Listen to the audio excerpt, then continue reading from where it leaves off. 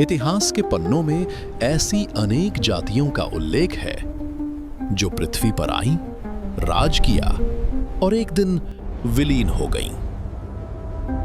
लेकिन उनके बीच एक ऐसी जाति थी जैसे शक्ति, संपत्ति और अहंकार में कोई उनसे बढ़कर नहीं था। वे थे आद कौम और ये था उनका शहर इरम, स्तंभों का नगर। अल्लाह ने उन्हें अविश्वसनीय शारीरिक शक्ति और असीम संपत्ति दी थी। वे पहाड़ काटकर विशाल महलों का निर्माण करते थे। उनकी उपजाऊ भूमि थी, पानी के झरने थे और संपत्ति की कोई सीमा नहीं थी। लेकिन इस नेमत ने उन्हें कृतज्ञ बनाने के बजाय और अधिक घमंडी बना दिया। और इस आद जाति का शक्तिशाली राजा था शद्दाद। वो खुद को पृथ्वी का सर्वोच्च शासक मानता था। उसकी शक्ति और संपत्ति उसे इतना अंधा कर चुकी थी कि वो अपने खुद के सृष्टा को ही भूल गया था। मेरे इस साम्राज्य की ओर देखो। क्या इस धरती पर कोई शक्ति है जो मेरी बराबरी कर सके? क्या कोई शासक है जिसके पास मेरी तुलना में अधिक संपत्ति है? नहीं, जहां पनाह, आसमान के नीचे आपसे अधिक शक्तिशाली कोई नहीं। हम ही इस धरती के स्वामी हैं। सही कहा तुमने। हम ही श्रेष्ठ हैं। हमसे बड़ा और कोई नहीं, कोई नहीं। वे अपने एक सच्चे अल्लाह को भूल गए और अपने हाथों से बनाई गई मूर्तियों की उपासना करने लगे। अन्याय और अत्याचार उनके समाज के नियम बन गए।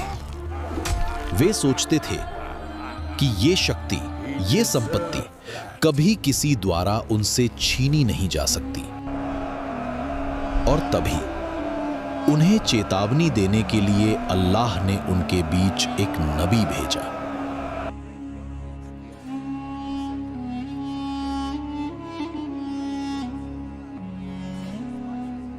वो हूद अलैहिस्सलाम थे। वो उनके लिए कोई अजनबी नहीं थे, वो उनके ही भाई थे।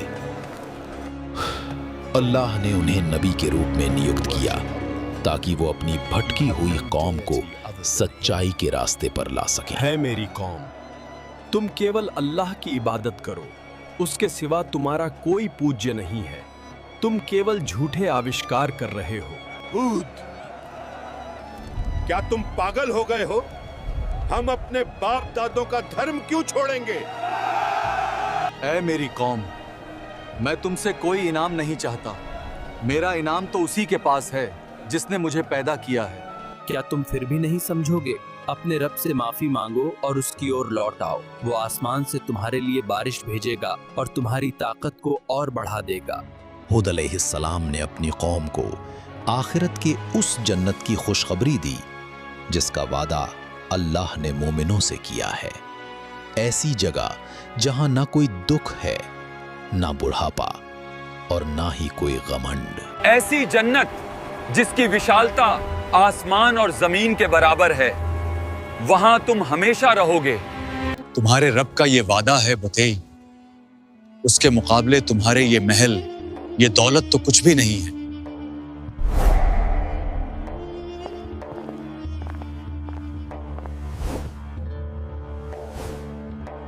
जहां पनाह, हूद नाम का आदमी आम लोगों को गुमराह कर रहा है। वो हमारे देवताओं की पूजा करने से मना करता है और कहता है कि आप और आपका ये विशाल साम्राज्य किसी कीमत के नहीं है। वो आसमान के ऊपर किसी काल्पनिक जन्नत का लालच दिखा रहा है। हूद को मेरे सामने लाओ। उसकी इतनी बड़ी हिम्मत, वो मेरी प्रजा को मेरे खिलाफ भड़क रहा है।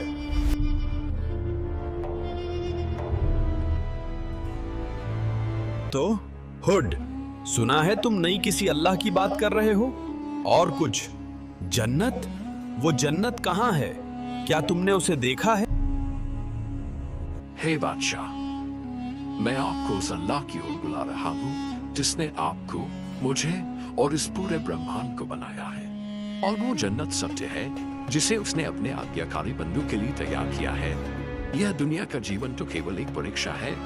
इम्तिहान? जन्नत?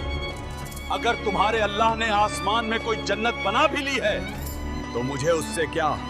अगर मेरे पास शक्ति है तो मैं इसी धरती पर अपनी खुद की जन्नत बना सकता हूँ। अहंकार मत करो शद्दाद, अल्लाह की ताकत के सामने तुम्हारे ये सामर्थ्य कुछ भी नहीं है। तौबा करो, वरना ऐसा अजाब आएगा जिससे तुम बच नहीं पाओगे। इसे मेरे सामने से ले जाओ और सुन लेना हूद, तुम्हारी उस जन्नत से भी बेहतर कुछ मैं इसी धरती पर बनाकर दिखाऊंगा। पूरा जहां देखेगा कि किसकी जन्नत सबसे बेहतरीन है। हजरत हूद अलैहिस्सलाम के साथ उस बहस के बाद शद्दाद का अहंकार उसके ज़मीर को पूरी तरह निगल गया। उसने अपने जीवन का एक और एकमात्र लक्ष्य तय कर लिया, अल्लाह की जन्नत को चुनौती देना। वो धरती पर ही अपनी जन्नत बनाएगा।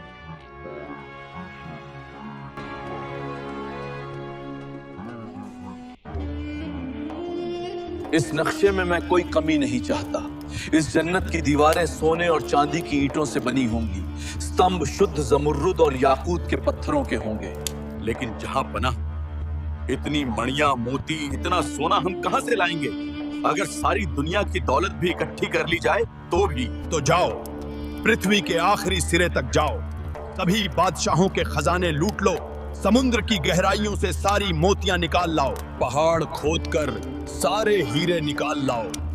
मेरी जन्नत के लिए जो चाहिए वही लाना होगा। जोर लगाओ सब, जल्दी करो। हाँ सेनापति।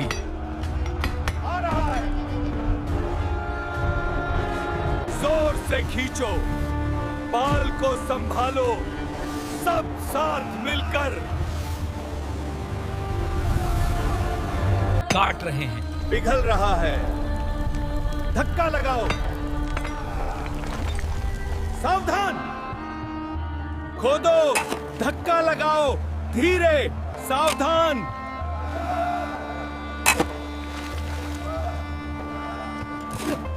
शद्दाद की ये सनक पूरा करने में कई साल लग गए। कुछ लोग कहते हैं 40 साल, कुछ कहते हैं उससे भी अधिक। उसने अपने सारे राज्य कोष को खाली कर दिया था। उसने पृथ्वी से सोना, चांदी, हीरा और मोती लगभग खत्म कर दिए थे। काम करो। ये जन्नत लाखों लोगों के खून, पसीने और आंसुओं पर बनाई गई थी। आखिरकार वो दिन आ ही गया। शद्दाद का जन्नत तैयार हो गया था। एक कल्पनातीत रचना, ऐसी नगरी जैसी न पहले किसी ने देखी थी न बाद में कोई देखेगा। अंदर जो था वो मानव की कल्पना को भी मात देता था। ये एक पूर्ण लेकिन निर्जीव सपना जैसा था। सब कुछ पूर्ण था, लेकिन वहां कोई पक्षियों की आवाज नहीं थी, कोई जीवन की धड़कन भी नहीं थी। साहबना, जो आपने बनाया है वो अविश्वसनीय है। हूद जो जन्नत की बात करते थे, ये निश्चित रूप से उससे 1000 गुना सुंदर है।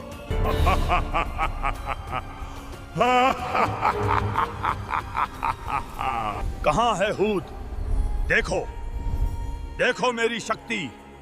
मैंने अपनी जन्नत खुद बनाई है। कहां है तुम्हारा अल्लाह? मुझे उसकी जन्नत की परवाह नहीं। मेरी जन्नत तो मेरे सामने है। शद्दाद अपने अहंकार की चरम सीमा पर पहुंच गया था।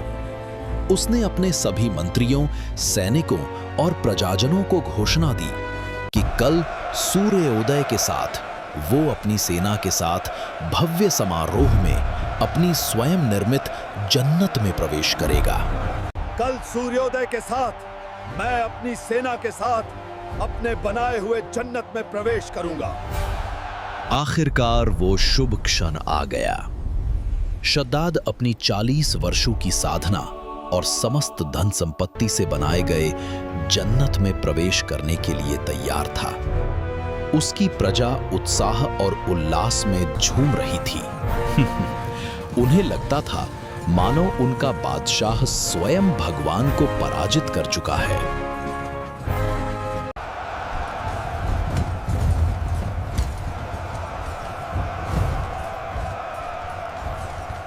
देखा, मैंने कहा था ना, मैं कर दिखाऊंगा। आज मैं अपनी जन्नत में प्रवेश करूंगा। जाओ, खुद से कहो वो अपने अल्लाह की जन्नत की कहानी कहीं और जाकर सुनाए। जहां पनाह की तुलना सिर्फ जहां पनाह से ही हो सकती है। धरती आपके कदमों तले झुकी है।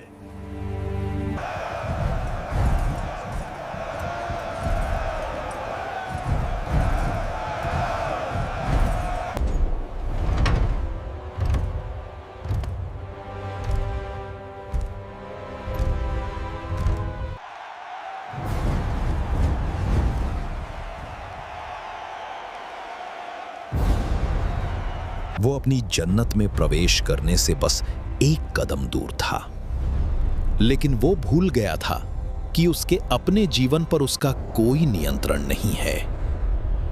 वो भूल गया था कि हर कदम के लिए उसे किसी की अनुमति लेनी पड़ती है। शद्दाद, तुम अपने पत्थरों के बाग में दाखिल होने की इतनी जल्दी में हो, लेकिन तुम्हारी असली यात्रा का वक्त आ चुका है। क्या है ये सब? तुम कौन हो?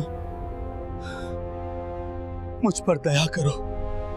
मैं अल्लाह के हुक्म का पालन करने वाला हूं। तुम्हारा समय समाप्त हो चुका है।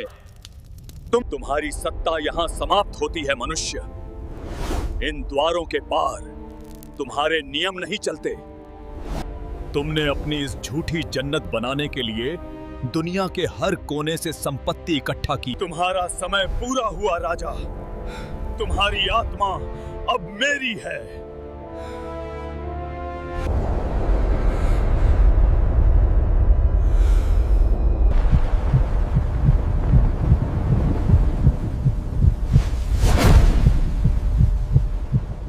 शद्दाद का पतन अभी शुरू हुआ था। अब सजा समूची आद जाति पर उतर आई। वही जाति जो अपनी शक्ति पर घमंड करती थी। 7 रात और 8 दिन तक वो विनाशकारी तूफान चला। जब ये थमा तो पृथ्वी की सतह से गर्वित आद जाति और उनके अहंकार का इरम नगर पूरी तरह नष्ट हो गया था। अल्लाह ने अपने नबी और मुमिनों की रक्षा की और शद्दाद और उसकी जाति को एक शिक्षाप्रद उदाहरण में बदल दिया। शद्दाद ने मिट्टी की दुनिया में जन्नत बनाने की कोशिश की, लेकिन वो एक क्षण के लिए भी उसमें प्रवेश नहीं कर सका। उसने अल्लाह से प्रतिस्पर्धा करने की इच्छा की, लेकिन अपने ही सांस पर उसका कोई अधिकार नहीं था।